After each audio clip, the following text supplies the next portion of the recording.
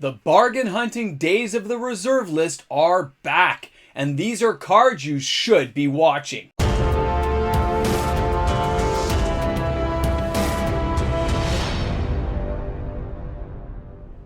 Have you ever been that kid in the candy store looking around with all the options available to you, only to hear your parents say you can only have one or two things?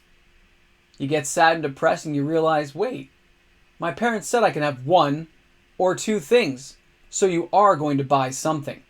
Welcome back, everyone. MTG Moxman here. Thanks a lot for hanging out with me on the channel today. You know, when it comes to the reserve list right now, there are cards you should be buying. There are cards out there that should not be ignored, and people should be picking them up while the price is this low. You know, these cards have been drifting down in price month after month for the last 12 to 14 months, and it's fantastic for players who have never had the opportunity to grab some of these cards. They won't be for everyone, but if you're a player out there who's always wanted to own some reserve list cards of low level, mid level, or even high level cards, this is probably one of the best chances you're going to have in a long time. When it comes to the reserve list, the highs and the lows, it goes in waves. You can't ignore it. It's going to happen. Right now it's a low. Nobody's buying it. Nobody cares about it. Nobody's thinking about it. But I am, and that's why I'm mentioning it to you. So are a lot of people out there still, because they're buying the cards behind the scene. They may not be buying it right in the front of a store, because that's not where you usually find the cards now. The cards aren't found at your local LGS. When you're looking for power cards, they might happen to have one if you're lucky, but most times that's not where you're going to find them. They're in hidden, dark rooms now, and you got to go looking and hunting for it. Now, a few players had sent me emails and Discord messages about power cards. We're talking the Power 9. We're talking the Moxen, the Ancestral, Time Twister, Time Walk, Black Lotus. Those cards are the least affected by buyouts and by lowering markets. When a buyout happens across a whole wide range like we saw back in 2020, it was the last thing affected. All kinds of cards rose by like 200%. And then the power cards started to creep up. $50, $100, $200, because the players at that level are not always looking to sell. They're holding on to their cards long term, which is why we say hold the line in the reserve list. When you're looking at cards of this level, you need to understand it's a long-term investment. Yeah, you get to play with it. Yes, you get to enjoy it, which is why you got to pick the right cards for yourself. But they're not going to be something you flip and switch all the time. They don't rotate out. They're not getting reprinted, and there's a finite amount of these cards available to the world to enjoy. They will run out one day. I'm going to keep going with that line forever, because it's going to happen. Now, because they're also the least affected during a buyout, they're the least affected when there's a recession or lowering, because the people at that level have enough liquidity to hold on to those cards. They're not buying a $100,000 Black Lotus near mint BGS 9.5 if they had to sell it. They've got so much liquid cash available, they can hold on to those cards. There might be the odd player who has to give it up, but they'll be going for the most money they can get. They're not going to be doing some fire sale on a Black Lotus.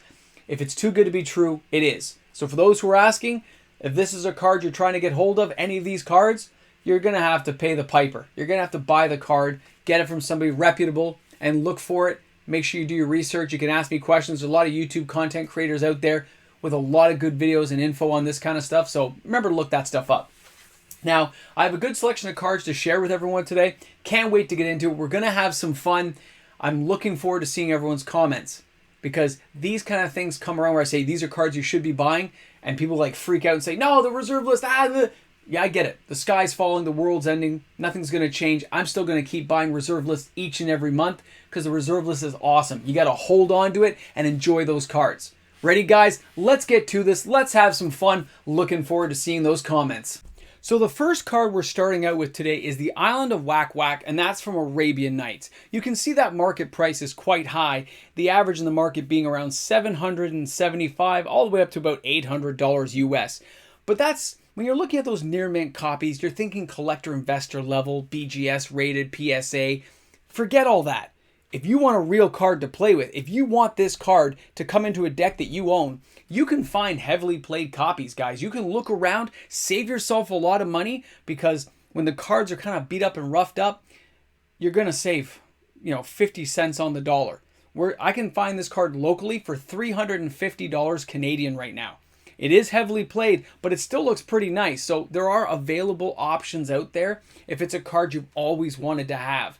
I mean, I have this in my collection right now, but I would not be afraid of putting that in a commander deck because reducing a creature's flying power to 0 is always a good thing. I like the idea of it. It's such a fun card to have around. And again, you're talking the very first expansion ever in Magic.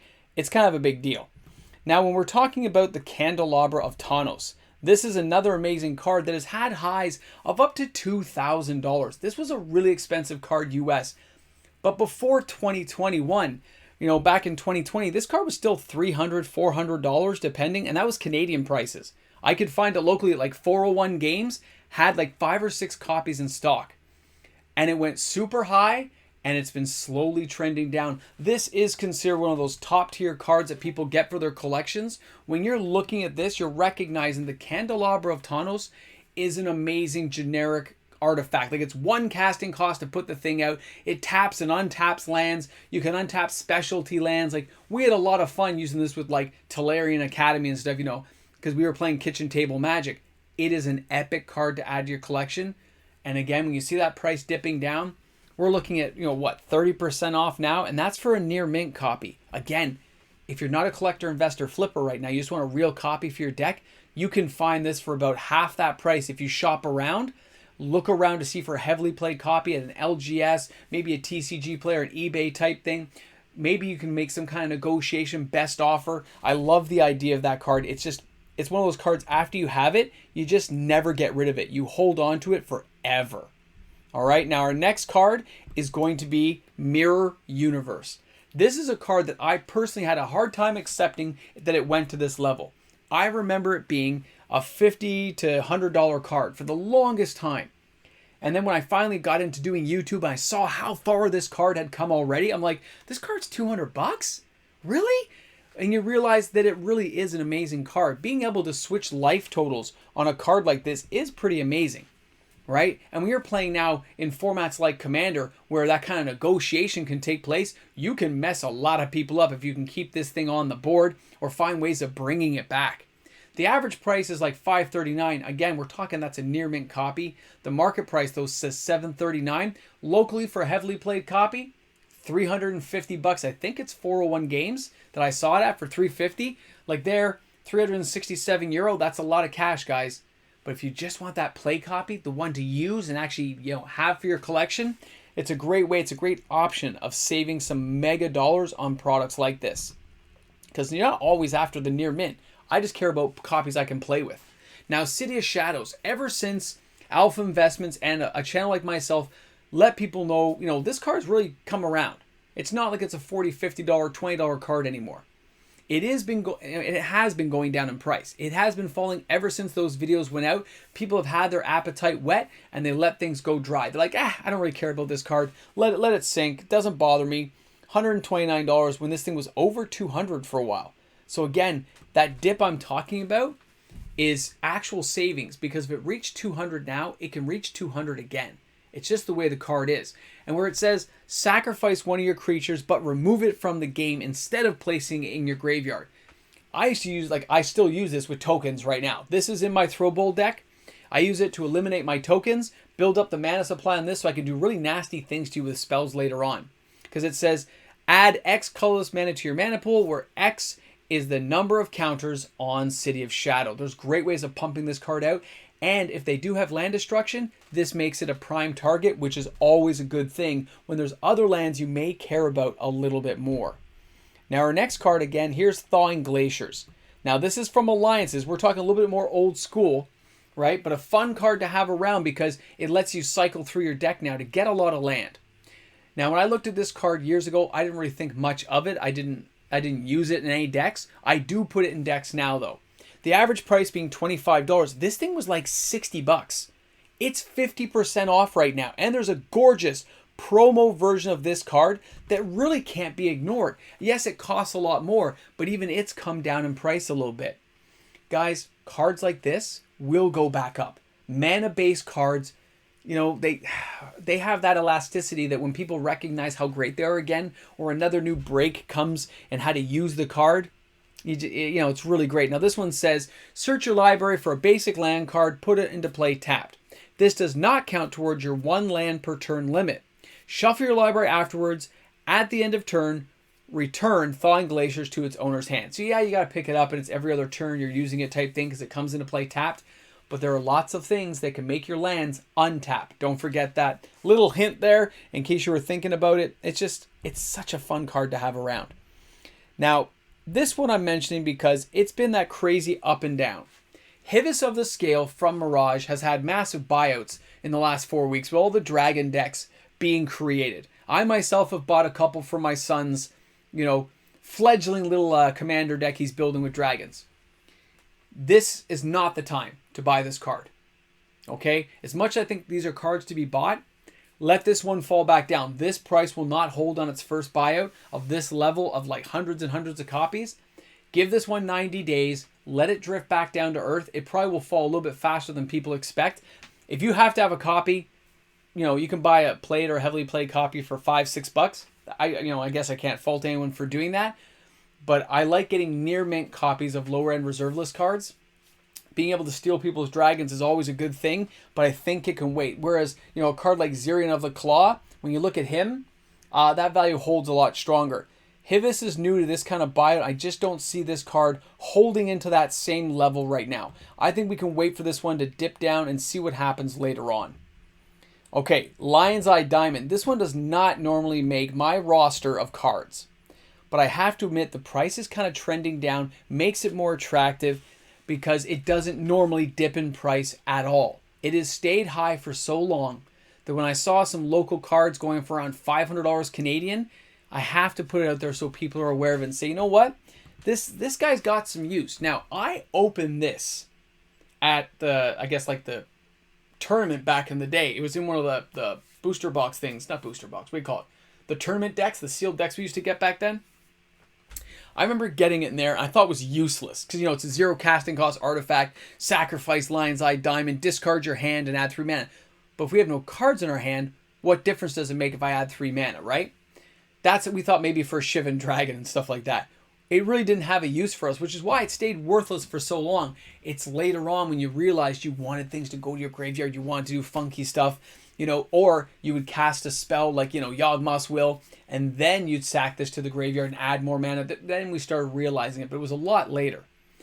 This card will go over $1,000 one day. It's going to happen. If you can save yourself that kind of money now, this is near mint again, right? You don't have to buy near mint. If you just want to have it, this is that opportunity to buy cards like this, which, yes, they cost a lot of money, but you're still saving a lot in the long run because the price is so much lower than it's been in recent years. All right, Spectral Guardian. Here's one that I like to mention. You guys know I like this card. I've mentioned it before. With things like Brothers War coming up, this is one of those guys I've got to say, here it is.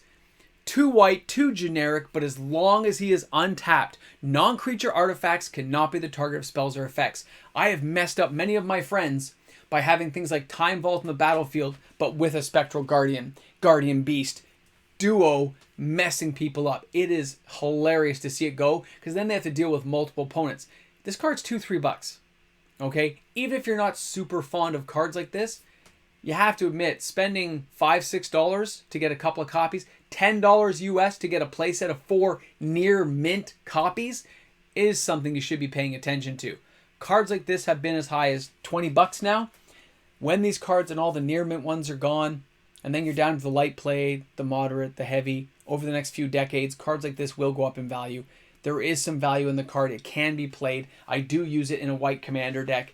I mean, it may not be a winning deck every time, but seeing people have cards like this on the battlefield can really mess people up. It just can. Now, our next card, 3 Wishes. Now, this is what I'm actually going to read to you guys, just to give you a better grip on what's going on out there. 2 blue, 1 other, but it's an instant, okay? Take the top 3 cards of your library, look at them, and set them aside, face down. You may play those cards as though they were in your hand. At the beginning of your next turn, bury any of those cards that have not been played, okay? So they just end up in your graveyard. But I use this card sometimes just to cycle through my deck, okay? I will make sure I have a triggered format where it's like I use like a Sylvan Library, I level the deck up a certain way, then I use 3 Wishes to get those cards out of my way because they're cards I don't care about or don't use, or in some cases, they're exactly what I need to solve the problem at hand. For such a low level casting cost spell, this card is like $3-4. It was at 20. This thing's like massive cheap right now. Again, I'm mentioning cards like this because they've been to previous highs that you're basically getting 4 or 5 of them for the price of one of where it was before. So somebody who had these and paid $20 each and now is only paying $4 each, you're getting quite the bargain if you can buy enough of them. I mean, I'm not saying corner the market. I'm just saying it's available. Now our next card, Peacekeeper. Okay? The Peacekeeper is an amazing card. I bought this, paid full price, paid like $43 Canadian to get this guy. $30 just seems so cheap. It seems so inexpensive for a card that does such an amazing effect. You know, you put this with like Tabernacle at Pendlevale, you put this with other stuff. It's hilarious. 1 white, 2 generic, 1/1 creature. But during your upkeep, pay 1 white, 1 generic, or bury the Peacekeeper. Creatures cannot attack. You put this with Moat, you put this with Island Sanctuary, you put this with Mudslide. You mix in like some kind of Kenrith mixed deck with all kinds of things that stop attacking creatures, and you're just going to have a great day. I mean, it's just so janky and fun to mess with people this way. I love doing it, and right now it's down like, 30-40%. It's a perfect time to buy the card. I love it. Now, the last card I'm going to mention today is going to be the Well of Knowledge. That's from Weatherlight. Another card that is totally bottomed out, but unlike the other ones, this one's kind of leveling off a bit, so I want to make people aware of it. I know some of you guys were thinking of buying it.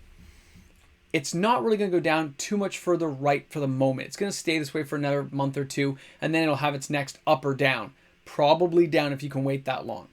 3 casting costs, though, and then any of those players can like pay 2 on each of their turns and draw as many cards as they want as they pay 2 mana each time to do it. So it's pay 2, draw a card, pay 2, draw a card.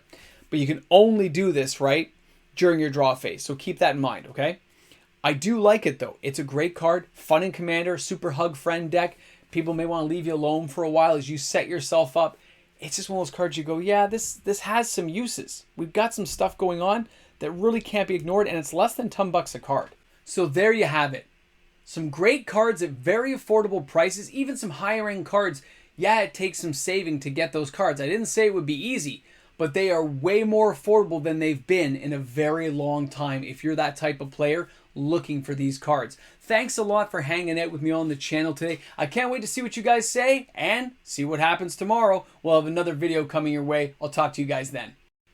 Hey guys, a big shout out to all the fantastic patrons on my channel who are supporting me each and every day. These videos would not be possible without my patrons. Thanks again, everyone. Have a great day.